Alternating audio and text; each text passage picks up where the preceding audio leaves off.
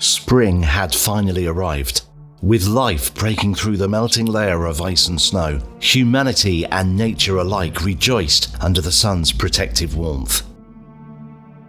The year was 1922. I remember it as if it were yesterday.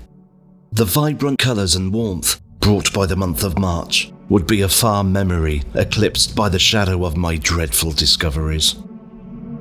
The life of an investigative journalist poses many dangers, and walking into the unknown is the biggest one. It all started on an energetic Thursday morning. A powerful coffee smell flooded the news office as my boss answered a most intriguing phone call. By the age of 26, I had already uncovered corrupt politicians and the identities of their mobster friends. Needless to say, I had a target on my back, and my boss decided that I should be kept away from London for my own safety. This was the perfect chance. As a result of that phone call, I was to travel from London to Loftville, Cornwall. Reports of young people gone missing had piled up, and the local authorities were doing little to nothing about it. With a 300-mile trip ahead of me, I prepared myself the evening before. Packed only the essentials, as I arranged to meet my contact there, a local lady by the name of Catherine Webster. She had been the one that called our office. I concluded the investigation would not take more than a week, so I kept my luggage fairly light. The beginning of the trip had been rather bland. The same old tall buildings blocked the sun. People with lowered heads littered the streets, the ability to smile long forgotten. A greyish tint covered the city, from which only the out-of-time metallic noise of its countless factories ever resounded. The further I got from London, however, the more scenic it became. I lay my eyes upon the thriving British countryside. Hills adorned with greenery and colourful flower buds at every corner. People that smiled at you for no reason, and the song of birds returning from their winter pilgrimage. It was as if a different land. The most impressive of all had to be the fresh air, a breathable air, nothing like the noxious fumes that covered London. It made me look at life from a different perspective, and even ask myself if I indeed wished to return. My arrival in Loftville could be described as troublesome. At first glance, it had all the looks of a small community. The discrepancy between the young and old population, even though visible, did not feel out of place for such a small town in the countryside. It was something normal for the younger generations to move to London in order to make something of themselves. If only they knew what they were giving up. The disappearance of my contact, however, had been the first red flag.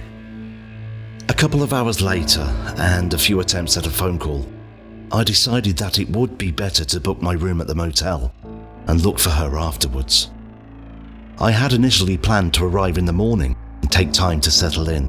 However, fate had other plans. An hour later, I was ready to begin. After taking a stroll through the small quaint town and talking to more than a few people, I was led to believe that no woman by the name of Catherine Webster ever lived in this town. An even odder experience followed as I approached the town hall in regards to my investigation. They strongly denied the existence of the woman, calling it a prank and informing me that I should return to London and forget about it. As any journalist worth his salt can attest, such an answer only piqued my interest further.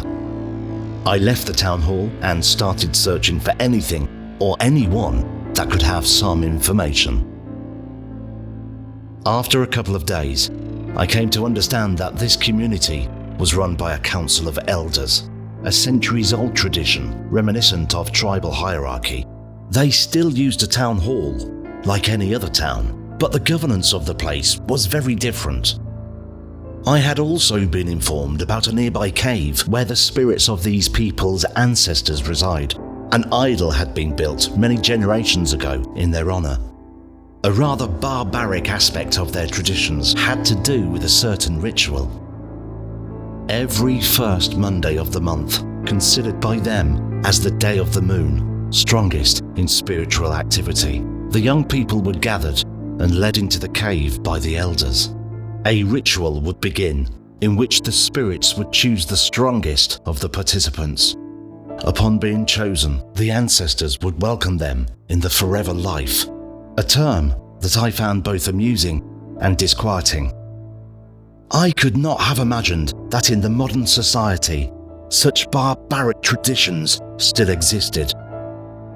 All this information came from a concerned young girl. She also confirmed something that I feared. Miss Catherine Webster did, in fact, exist. And going by the girl's information, she disappeared not long after calling our office. The girl refused to speak about what the ritual entailed, as cold stares from townspeople walking by forced her eyes in the ground. She seemed frightened and would stop talking every time someone walked past. On my third night there, she had been summoned by the elders to participate in the ritual. I followed them in an attempt to peek into the cave, but got caught. An angry crowd of townspeople confronted me and shoved me away, shouting at me about angering the spirits. They were very physical, and I did feel that I might be in danger, so I decided to back off and return to my room. That night, I did not rest. Wild and terrifying thoughts flooded my mind. I nervously awaited the morning. I would attempt to meet with the girl again, and this time pry the information about the ritual from her. But as the sun made itself present, my biggest fear came true. The girl had disappeared. My attempt to investigate the cave had failed yet again, as a few of the locals stopped me at the entrance. They decided that my presence had become troublesome and attempted to run me out of town. Due to a high potential danger to my person, I decided to board the first train out of the town. The dagger-like stares of the elders as I walked towards the train station were nauseating. The young people avoided my gaze, their faces covered with fear. The constant state of danger and alert only ceased once the train departed. Deep down, I knew something had to be done. So, once the train had gotten out of view of the town, I pulled the emergency brake and jumped out.